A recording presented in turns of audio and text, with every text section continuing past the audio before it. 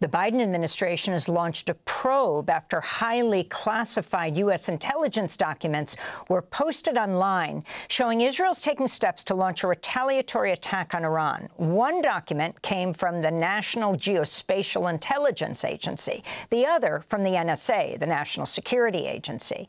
The documents reference recent Israeli drills involving air-launched ballistic missiles as well as covert drone activity. On Friday, President Biden was asked if he knew how and when Israel would attack Iran. Biden responded by saying yes and yes, unquote.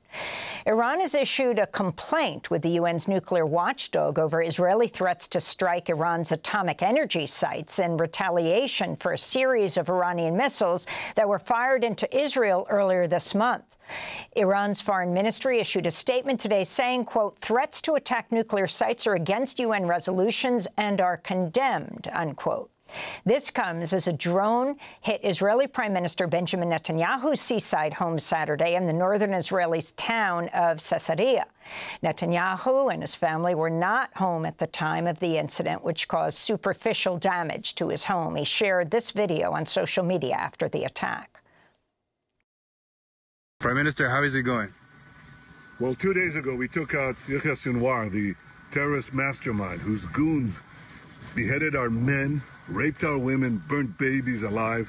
We took him out, and we're continuing our battle with Iran's other terrorist proxies. We're going to win this war. So will something deter you? No. That was Israeli Prime Minister Benjamin Netanyahu speaking to his aide. The prime minister also wrote on social media, quote, the attempt by Iran's proxy, Hezbollah, to assassinate me and my wife today was a grave mistake. I say to Iran and its proxies and its axis of evil, anyone who tries to harm Israel's citizens will pay a heavy price, Netanyahu said. For more, we go to Tehran, to Iran, where we're joined by Hassan Ahmadian, Assistant Professor of West Asian and North African Studies at the University of Tehran. Professor, we welcome you to Democracy Now! If you can start off by responding to what Netanyahu said, blaming agents of Iran for the attack, though Iran disavowed responsibility for the attack on his seaside home. We may have lost Professor Ahmadian. I think he's coming back right now. Why don't we break, and we'll see if we can get back in touch with Professor Ahmadian, who is in Tehran, Iran. I think we have him. Professor Ahmadian, thank you for joining us. Can you respond to what Netanyahu said, that agents of Iran were responsible for the attack on his seaside home? If you can respond. Yes. Well, I think Bibi Netanyahu has been trying to portray everything that's happening in Gaza and Lebanon, around the region, as part of Iran's act. Whereas we all know, it's a fact now, that Iran didn't know about the 7th of October attack. And then its allies fighting Israel for their various national reasons, they are supported by Iran, but it doesn't mean that they act on behalf of Iran. But obviously, Bibi's eyeing another game. He wants to see a confrontation bigger than his surrounding. He wants the U.S., Iran to be dragged into a conflict, I think. That's why he's pointing always to Iran. In the beginning of his campaign on Gaza, he was focused on Gaza. And then when he wanted to widen the war, he started to point at Iran, and he started hitting Iranian targets. First came the Iranian consulate, then Iran retaliated. Then came the assassination in Tehran of Ismail Haniyeh in the inauguration day of a new president in Iran.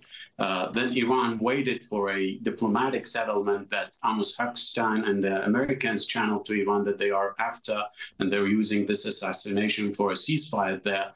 The Iranians waited for 2 months only to be surprised by Netanyahu moving to Lebanon, assassinating, and the pager attack, the walkie-talkie attack, then the assassination of Sayyid Hassan Nasrallah. All of this came after Iran waited for a diplomatic settlement in Gaza. And then Iran decided that that's enough. We need to retaliate, otherwise our deterrence will be at stake. Obviously, to my understanding, Netanyahu is inching closer to, a confrontation with Iran. The Iranians have said time and time again that they will retaliate. They have been retaliating. Now he's talking about retaliating against Iran's retaliation, which is basically escalation ladder. He's on and he's trying to tell the world that it's Iran that is the provocateur. Whereas in Iran, everyone feels the way that Bibi Netanyahu is trying to frame Iran internationally. And as such, they are focusing on telling the world that we will not go for a war, we will not go for a confrontation, but if it's enforced upon us, we will have to retaliate. Otherwise, our deterrence will not work, and then it will be an open season in Tehran, maybe. So, Professor, can you comment on these leaked U.S. documents, intelligence documents, describing satellite images of Israeli military preparations for a potential strike in Iran? You also have the foreign ministry coming out today in Tehran, speaking out and saying it would be illegal to attack nuclear plants in Iran, according to the United Nations. If you can comment on all of this, the intelligence documents, not clear how they were leaked, coming from, among other places, the NSA, the National Security Agency, the intelligence agency in the United States that's many times larger than the CIA.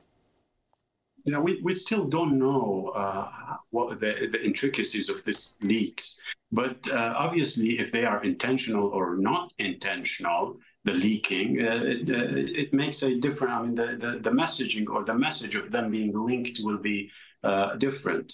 But in any case, I think the Iranians are saying that these leaks show that the Israelis are trying to attack, places of strategic importance that are legally, should not be attacked. But Israel is obviously trying or inching closer to attack them.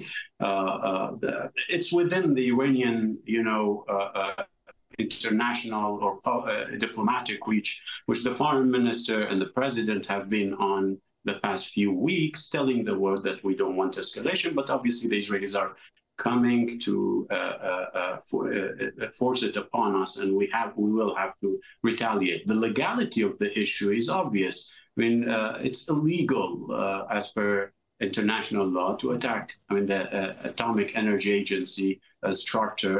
It's very obvious that it's not legal to attack such places. But I mean, the Israeli policy in assassinating scientists, killing a guest in an inauguration day in Iran, all the policies that have been pulled off previously were illegal as well. So the Iranians know that this is not going to affect the situation, but they are telling the world, these are the evidence. We're not after this escalation, but you should look at Israel and what it's doing to provoke Iran and its allies to retaliate.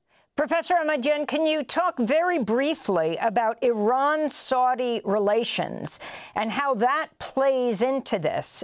Iran's Foreign Minister Abbas Araghchi was in Riyadh earlier this month, and the fact that the 180 ballistic missiles that were shot into Israel killed one person, a Palestinian in Jericho, but these were 180 ballistic missiles. Is Iran actually coordinating this, sharing information with the United States?